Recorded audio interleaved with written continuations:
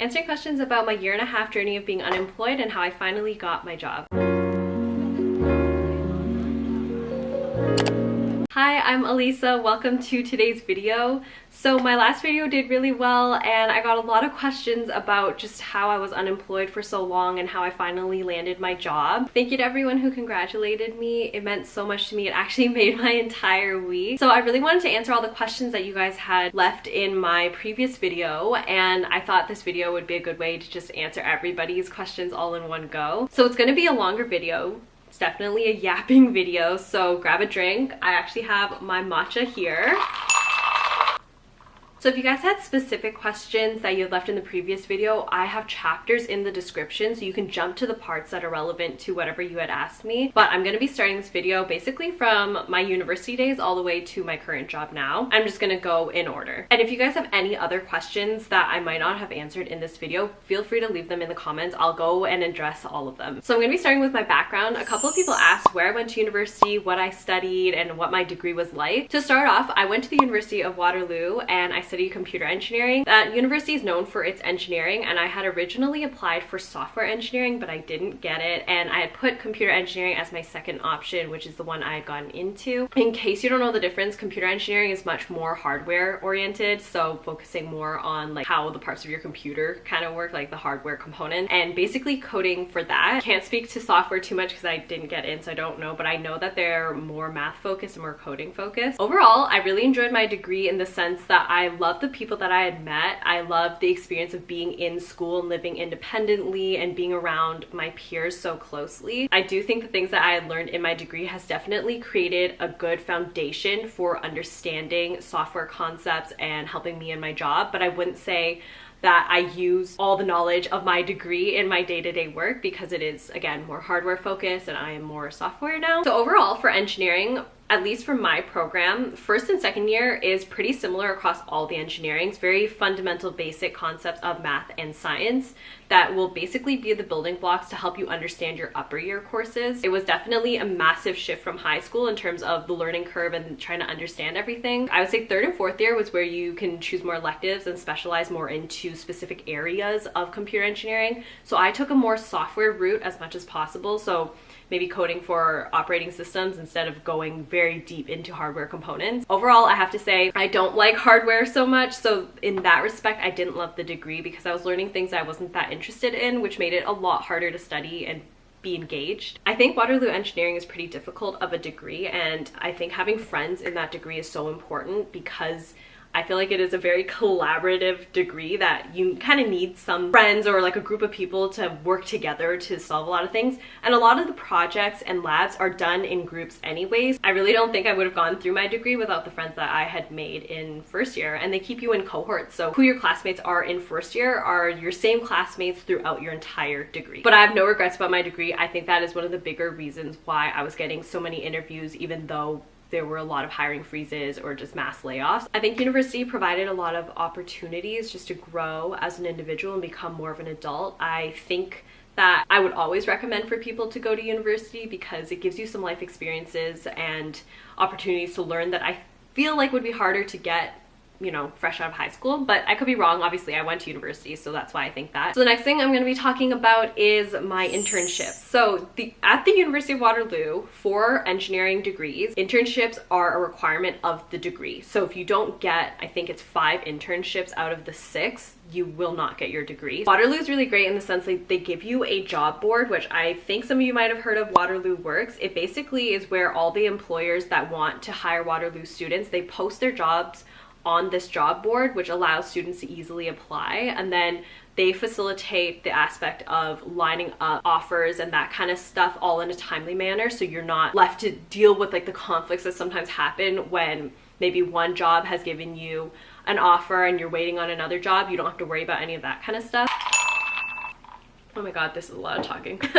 We just started. So I had 6 internships at 4 companies. So I did go back to one of the companies twice. So they're all companies of varying sizes, all in very different areas. Some of the experiences were good, some of the experiences were bad, but overall having real work experience helped me, I think, immensely in terms of this job application process. I was working for about a year in front-end work and then a year in back-end work. The tech stacks that I have acquired experience in for the front end is JavaScript, TypeScript, React, and Redux. For the back end, I have experience in Java, PHP, and C# and .NET. And then for databases, I have worked mostly with SQL databases, so using MySQL and Postgres. The biggest takeaways I would say from internships is that it gives you that necessary work experience when you're applying to some of these junior positions that are looking for you to have experience, unfortunately. Everything is so competitive now that even junior roles are looking for you to have at least a year's worth of experience, sometimes two. Your manager makes a massive difference. The people you work with impact whether you're going to be enjoying what you do. I had some bad experiences with managers that, in my opinion, shouldn't have been managers or weren't ready to manage people, especially students who need a lot of help,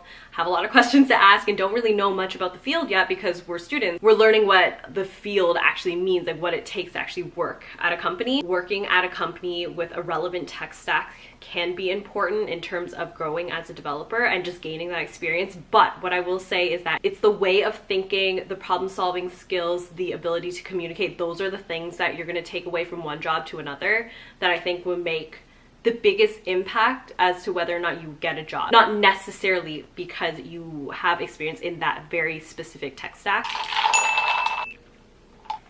Okay, moving forward, I'm going to be talking more now about after I graduated and kind of what that looked like, at least for me. So after I graduated, I actually took a massive break from anything related to jobs because I was so burnt out from school. I had reached a point in fourth year where I was pretty done with my degree. I just wanted to get out, and I was getting so burnt out from just moving around every 4 months and studying and all that stuff. Like, the degree was hard. So I took a break, I would say from June all the way to September, November, or September, October-ish, where I just wasn't applying jobs. I didn't even look at the job boards. Like, I just needed that summer off. So I know a lot of my peers at that time had gotten their job while they were still in school. I wasn't even looking during school. I was just so tired. I think for me personally, that break was so necessary. There were times in my year and a half where I regretted not applying to jobs while I was in school and basically securing that. Anyways, what's meant to be happens, and the path I was taking had happened, and I'm happy with how things turned out. So that break was what allowed me to reset and be excited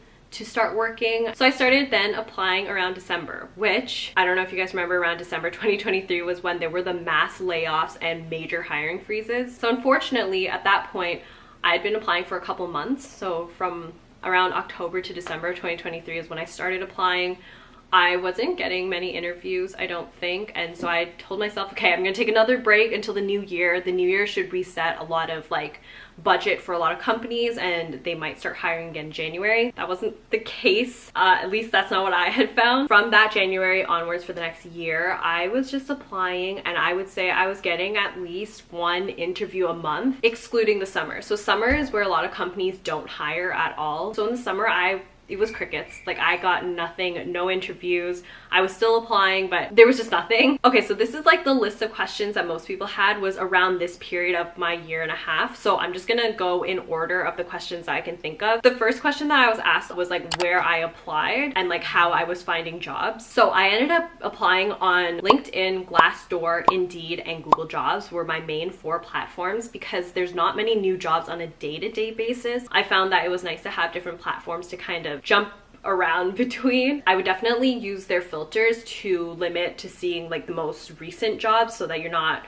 wondering if you've already applied and you're not seeing stale jobs. I know it's very saturated and there's a lot of postings, but it still worked for me. I think the 2 offers that I had gotten were jobs posted on LinkedIn. The way I did it was that I think on a day-to-day, I would just apply from page 1 to page 5 on LinkedIn and then call it a day. I was not applying for all the 8 hours of a day, 7 days a week. Like, that was way too much for me. I was doing maybe 20 to 30 jobs a day. I think that having a balance when applying to jobs and other aspects of your life was super important, which leads me to the next question of basically how I stayed hopeful and kept going for this year and a half. And I'll admit it was hard, and this is gonna look different for everybody, but what worked for me was having a lot of hobbies and other interests that were able to take up the hours of a day, right? So for me, very often all my loved ones, my friends, they all had jobs, so they were going to their jobs and I was at home. Basically, outside of the hours I spent applying, I actually had nothing to do. So I got into a lot of different hobbies. I think some of the main ones were a lot of arts and crafts. I spent a lot of time going to the gym and making these videos and editing, just finding other interests that kept me busy. The biggest one lately has been reading. That got me through, I would say, the last 8 months of like the year and a half, and I still love reading to this day. And I also just hung out with friends and family and my boyfriend at the time a lot. I think that made a massive difference in passing the time, because sometimes you just need the distraction. Like, it's not everything to grind for the job. Like, sometimes you just need a distraction from life, and hanging out with people helped me a lot. A lot of people ask me about this aspect of interview prepping, so I wanted to break this down a little bit because this is a lot. Like, I think this next section is gonna be thick, so take a little break. Interview prepping. For me, it took a lot to figure out what worked and what didn't work. I wasn't as technically strong when it comes to interviewing. I'm much more of a social person. I like talking. And so these interviews, you know, the behavioral aspects, HR, hiring manager, were solid for me. I don't think there was one point in any interview stage that I didn't make it past those aspects of it. It was the technical that I found a little bit more difficult, and which I'm sure is what a lot of people are struggling with. The basics, I would say, is LeetCode, code, because in industry so far, from what I can tell, is that people are still using LeetCode as a measure to see how technically strong you are and understand how you think, how you learn, and how you're going to be able to work with these people who are interviewing you. When I was applying, I did a lot of LeetCode practice. I think it was just so that I built stronger fundamentals with the basics. So the basics being, and these are the most common questions you're going to see, are array questions, string questions, and anything with hash maps. Now, those are like I would say the core ones that almost majority of companies are going to ask you, but harder companies, or, you know, maybe even startups, they might have different areas to ask you, and so it could branch out into other things like trees, linked lists, that kind of stuff. I would say I focused on the core things first, got really solid at that before I branched out into other things that other companies could potentially ask, but it wasn't like the most likely thing I was going to be asked. That's the first thing. The second aspect of a lot of interviews is systems design, and this one was a lot harder for me to understand because as an intern, when you're interviewing for internships, you almost never get asked these questions of like how you would design a system. So when I started getting interviews that were for systems design, I thought they were just conversations. So what it actually turns out to be, it is very much like you're given this kind of whiteboard, online whiteboard kind of concept where you're going to draw out the system that you're designing. And what that means is that they want to see like little boxes with text to indicate like the different components of this system that you're going to incorporate, basically why you made the design decisions that you did,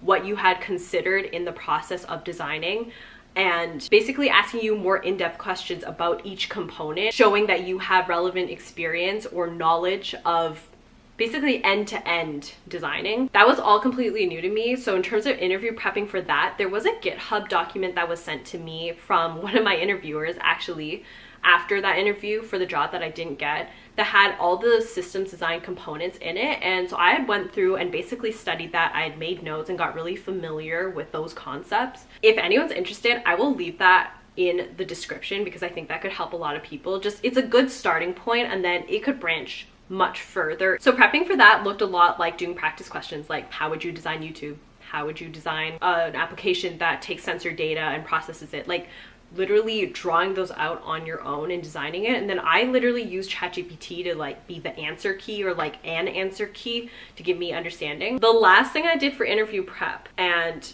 I know how lucky I am when I get to say this, that I had a really good friend who's very technically strong, and he did a lot of mock interviews with me. He would do it at least once a week with me, but I think there were some points where we were doing 2 to 3 mocks a week, especially leading up to interviews, to help me be really solid. So I'm going to give you some of the feedback that he had given me because that helped me a lot, and maybe this will help some other people. When you're interviewing for a LeetCode interview, they're not necessarily looking for you to know exactly the right answer. More so, they want to know how you think. So it's looking a lot like your game plan for how you're going to approach the question, asking questions to clarify the problem so that you can show that you're considering edge cases or considering more in-depth things about the question. That when you do get stuck and you don't know how to move forward, that you're able to articulate like what you were thinking as you got there. Maybe like some other ideas that you have in terms of how to get unstuck, so that when you're asking them a question to like help you on the interview, you're very clear and concise. This is going to basically show them like how you're going to be on the job in terms of how you're going to problem solve on your own, how you're going to ask questions to those around you. I was saying anything and everything on my mind. So I was just yapping, you know, I thought this was what they meant by thought process. But I think my thought process was so chaotic to them that I think a lot of times I lost my interviewers, or I was saying unnecessary things that actually didn't show a certain level of confidence. The feedback that I had gotten from my friend in terms of systems design was that conceptual knowledge isn't quite the same as having practical knowledge. So knowing these things exist and all these different aspects of a system is important, and you do need that. But what's also important is that you have some experience building out a project on your own. So that takes me to this next part of project. Everyone kind of talks about projects being important, whether that be to pad your resume or just to be things that you can talk to your interviewers about. For me, I think the biggest part about the project allowed me to actually design the system and implement the system that I would be talking about in future interviews, and showing that I have the necessary experience with designing systems and understanding of all the components. And I think that plays a massive role. End of the day, my current company actually didn't do a systems design interview, but I think having a project can help solidify some of that conceptual knowledge. So I'm going to start by telling you the project that I worked on and then how it plays a role, I think, in just the job application process. The project that I had built was a project that was supposed to recommend books to users, basically from like a chatbot kind of thing, so like an AI chatbot for book recommendations. How I did it was that I grabbed the videos from my favorite book talkers, and I grabbed their transcripts and stored the transcripts in a SQL database, and then using like TS vectors, I was able to provide the necessary transcripts to OpenAI to basically give the context necessary for OpenAI or ChatGPT to provide suggestions to users. So what that would look like was that I could now on my website type like, oh, what is my favorite book talker reading right now? Or what does my favorite book talker think about this book? What rating did they give it? What is like a book that's like this according to this person? My main takeaways from this was that it allowed me to understand cloud technology a lot better, and like how to use it, how to set it up, and the aspects of it that I had only conceptual knowledge of. I knew of these components, but I didn't know like how they actually worked, how you set them up, how you actually use them. I felt so much more confident after I did that project going into systems design interview, because maybe you don't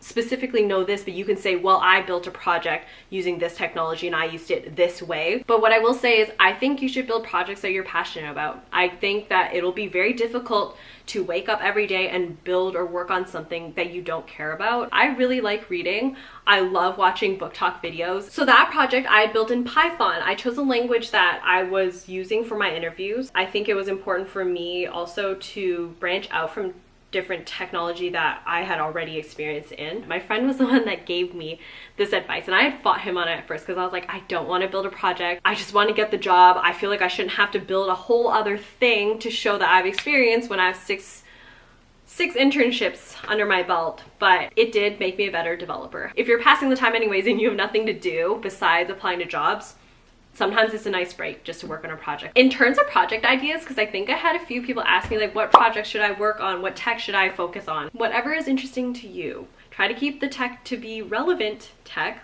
you know, like no, don't grab like super old languages, that kind of stuff. But other than that, if you're at an actual loss for project ideas, you can always use ChatGPT to give you some project ideas that could be fun. Keep in mind, systems design interviews are end-to-end very often. So a project maybe that has many of those components would allow for a greater learning curve. I think I talked enough about this. If there are more questions that you have about this aspect, yeah, the comments. I was scrolling through the comments and noticed that a bunch of you guys, oh dear. What I had actually said to companies about my 1.5-year gap, I didn't explicitly say anything unless I was asked. If they did ask, which I had only noticed them asking in like the last few months of my applying, so I think within a year of graduating, companies didn't seem to care that there was a gap. Once I had reached like a little bit past the year mark is when they started asking me questions about like what I actually did in that time. I told them that I had taken a break after school, and then when I had started applying that the market honestly did crash, and that I was getting interviews, but just that there was a lot of competition and it was very difficult. What I had basically said was that I was still doing a lot of interview prepping, like leak code and those kinds of things, as well as working on personal projects just to keep fresh with my technical skills. Basically highlight the things that you still are doing that is contributing to how you're becoming a better developer even though you're unemployed. Just be truthful, I think. Okay, so I want to talk now more about like the actual interviews that I got and like the stages and kind of what they entail. So for the most part, these are like the main components that I had seen, but every company does it differently, obviously. Main components being you'll talk to HR first, whether that's a 15 to 30-minute conversation, just getting your background, but at a very high level, like what you're interested in terms of a role, the compensation that you're expecting, that kind of stuff, very high level stuff to pass on to the hiring manager, who is the person that will then decide if they want to do more technical interviewing based on your resume. At a hiring manager stage, it's very often talking through whatever experience that you do have, the projects that you've worked on, in depth. This is where you can really showcase yourself. In that respect, I always go in depth of talking about the tech stack that I use and the position that I had held at that company, major impacts that I had on the company. So the project that you worked on that was very impactful, whether it was to the company or impactful to you in terms of a learning stance. A lot of that conversation is normally 45 minutes, so be prepared to talk about your projects, talk about your work experience. The technical part, so this is where it kind of differs company to company. So there are some companies that will send you take-home assessments, you know, so like those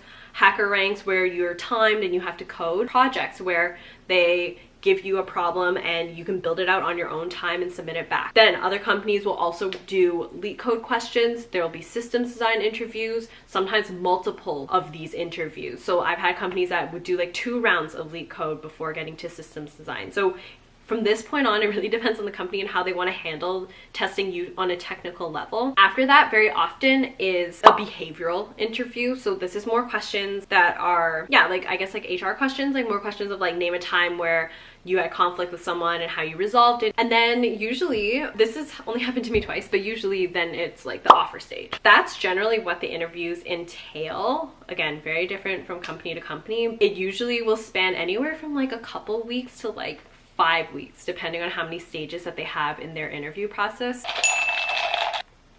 I realized as I was sitting here editing that I didn't talk about this one part, so I'm just gonna throw it in here. So sorry this video is so long. In terms of questions that you ask during an interview, I feel like people don't talk about this a lot, or like the things you're supposed to ask.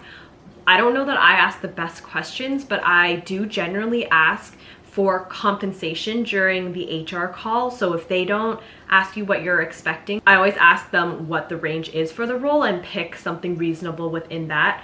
Don't pick the bottom most and don't pick the top most. Pick something in the middle to show that like, okay, you know your worth and you deserve to be paid a certain amount, but you don't think you're the best of the best kind of thing. In terms of asking questions along the way, I do think it's important to ask your interviewers questions, whether it be about the actual company itself, what a day-to-day looks like, what projects could you be working on, what is the work-life balance, what is it like day-to-day working in the role that they're working in. And I think an important one is also the culture of the company. Try to get a vibe of that, because I think that makes a big difference in whether you're going to enjoy your time there. And also based on how they answer some of these questions, you know, you're assessing them out too, deciding if you can see if you can work there. And I think it's always important to ask about growth opportunities. That's important to me. I want to be able to do a lot of learning in a short amount of time, and I also want to be able to have a lot of ownership of projects. Anyways, thought I'd throw that in there because I don't think I talked about this part. We are nearing the end. There are a few more things I was going to talk about, and then yeah, the process of getting an offer. I just want to talk briefly on this because I don't think I handled this part as well as I could have. My process, what it looked like was that I was interviewing with 2 companies that actually finalized their offers for me around the same time. So I had 2 offers, which was amazing. In terms of like deciding on like which company I wanted to go with, it was just weighing like the job itself, like the work itself,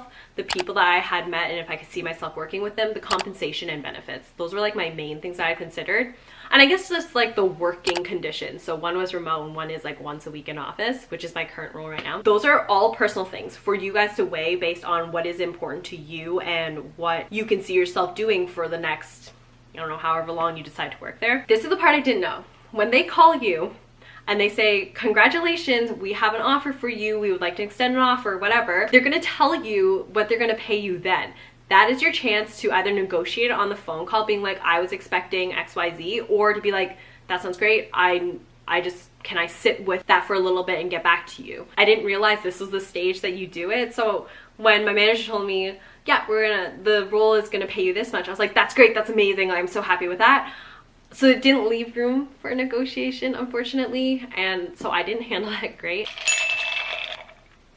that was basically my process. I don't think there was like too much to it, and you could probably see in like my last video kind of how all the stages had went through. Let's talk a little bit about my current job position now. So I've been at the company now for about a month. In case you didn't watch my previous video, I am working as a full stack developer at the company I work at now, which is a company of 65 to 75 people, 10 of which, including myself, are software developers. How this company likes to do things is project based. So when I first started, I was working on just one-off tickets, getting familiar with the code base, and then I would say about a week and a half in, they put me onto an actual project. Even though I'm full stack, I had told my manager that I wanted to work primarily in the back end. That is where my interest lies. I find that more technically challenging and more fulfilling. So he had put me on a back end project, which is now what I'm working on, and it feels really good. I feel like I have a lot of ownership over that project. Me and my buddy, I got assigned a buddy, are working on it together, but she's been actually very busy with another project that she's on. So I've been working primarily on this project almost by myself.